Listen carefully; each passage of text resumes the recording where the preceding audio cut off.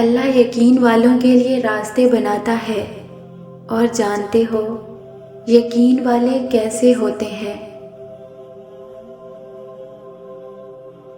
کہ جب ان کی دعائیں بھی ان کے مخالف ہو جائیں وہ تب بھی اللہ سے مانگنا نہیں چھوڑتے۔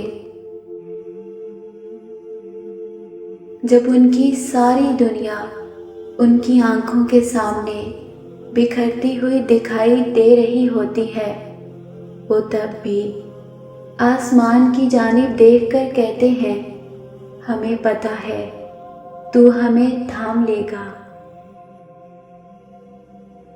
تو بتاؤ پھر کیا تم اتنا یقین رکھتے ہو اللہ پر کہ اپنے منصوبوں کو اس کے منصوبوں کے لیے ترک کر دو؟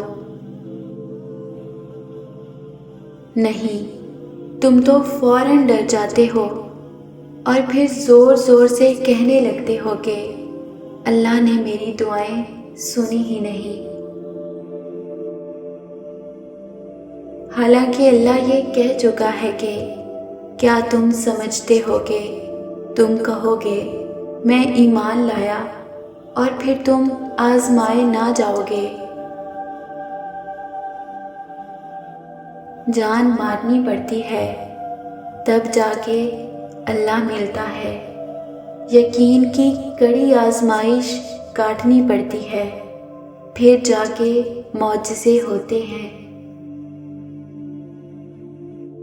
تو پھر یقین رکھو، ایسا یقین کہ اگر اللہ تمہیں دائیں جانب چلنے کا کہہ دے تو تم چل دو، یہ جانتے ہوئے بھی کہ تمہاری چاہ بائیں جانب ہے۔